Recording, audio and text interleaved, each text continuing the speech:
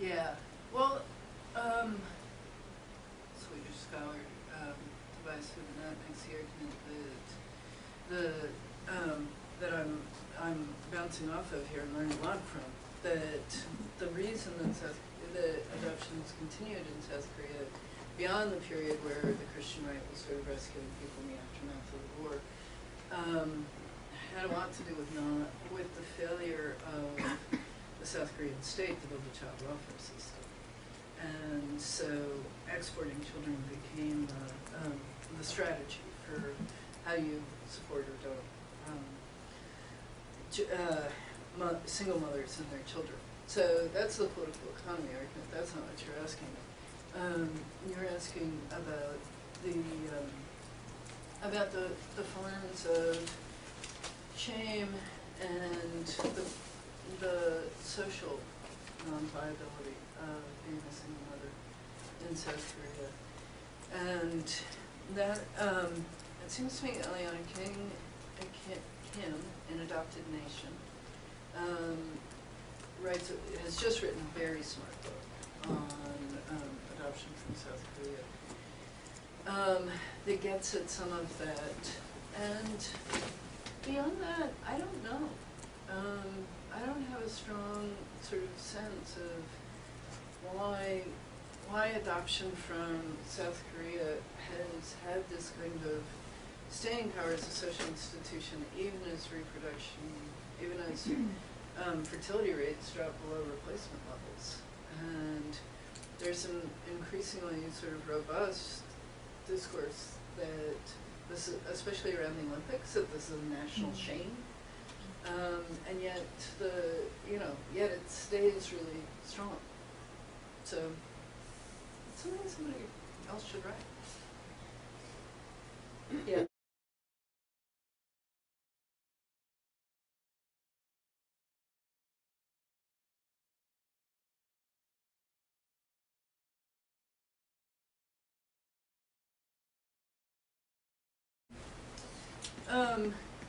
There's actually a great book that kind of tells that story in all its ambivalence, and it's called Salvador's Children.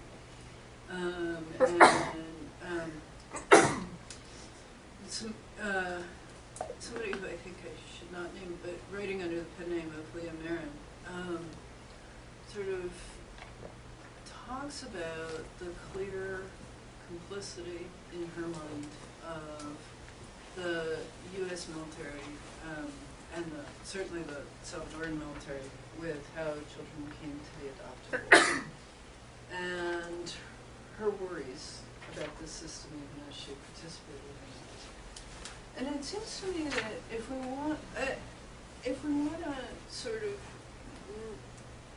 pull out of that a left account of what she does, of solidarity with children and people who are being targeted by right-wing politics,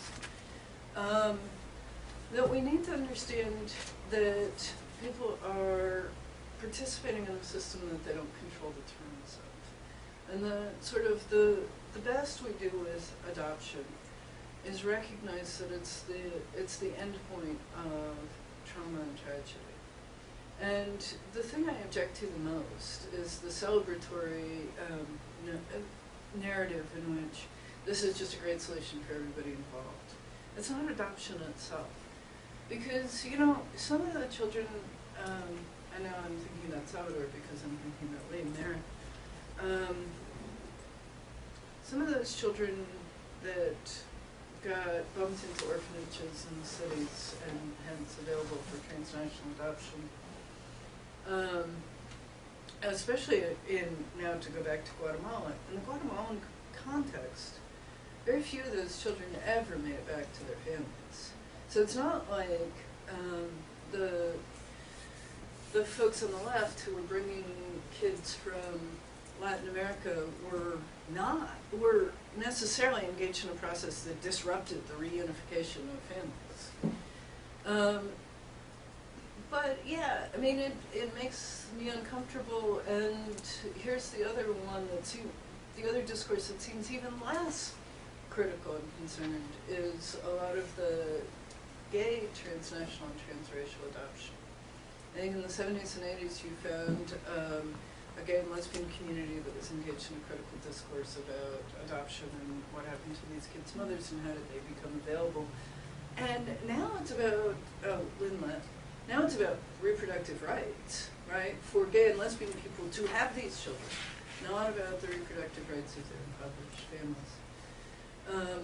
But I also just think it's been really hard to sort of pull birth mothers into the conversation, whether you were on the left in the 80s trying to figure out why these kids are available for adoption from Guatemalan and El Salvador, or now. And so if the book wants to do anything, it's to make that intervention. To say over and over and over again, these are overwhelmingly children with parents, and let's think about the conditions that make them possible. And I think in that I'm just following many of the same people you're talking about, who tried to figure that out.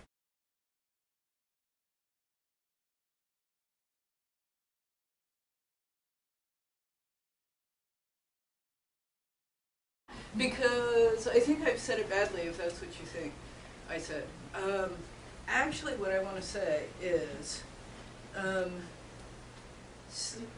adoption is a state-to-state relationship involving visas. I had a whole long section about visas that I took out because it was boring. But it seems like what I'm trying to say is that adoption is one of the things that produces that is part of the process of neoliberalization that in fact permits states not to develop a child welfare system. Not developing a child welfare system isn't like an accident, right? And it happens in a transnational context. It happens in the context of structural adjustment policies, for example, or other things, but war, any number of things. But I'm trying to actually narrate a really specific route through which states do not develop a welfare system.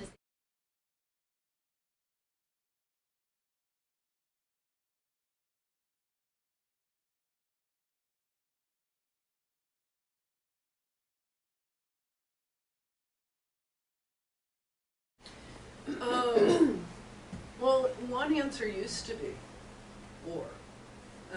War used to be wars between, wars like the U.S. being involved in the Civil War in Korea became the route through which adoption took place.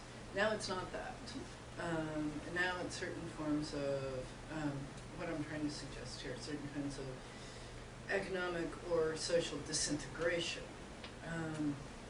And it's agreement, there are two pathways. One is agreements, state-to-state agreements, and the other is the incredible entrepreneurial efforts of transnational adoption organizations, which go and open up Kazakhstan. Right. And the state, so sometimes the State Department leads and sometimes the State Department follows. It used to be, before there was private adoption, that it was much more explicitly state-to-state agreements and state-to-state relations. But now, not so much.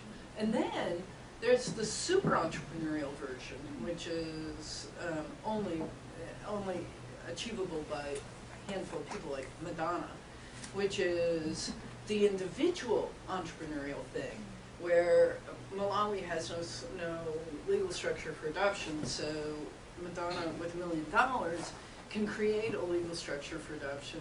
At first it wasn't clear if she could or not, but then it turned out she could. So, but most people, when they mention adoption, like when they mention migration, imagine like individual parents waking up and wishing for a Romanian child. But I totally agree with you, it's about state-to-state agreements and other kinds of flows.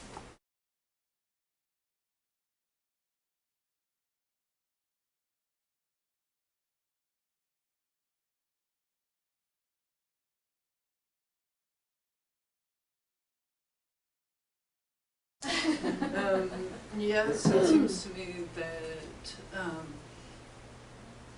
the evangelical Christian right is deeply invested in saving children. I'm making reference here because it's less obvious that they're saving children from single mothers.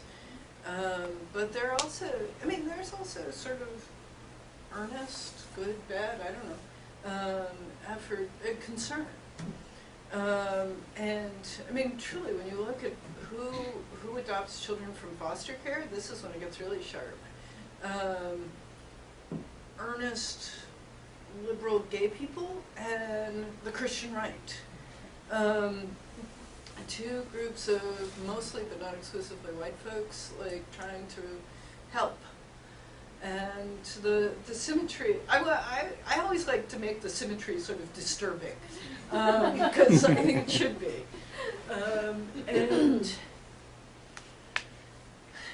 And yeah, I mean, the same thing about making churches more multicultural. But I don't know, I guess I think that the folks who are liberal or leftist are too quick to assume that the right is just racist, because there are all sorts of investments that the right has in its own multiculturalism that I think we ought to pay more attention to.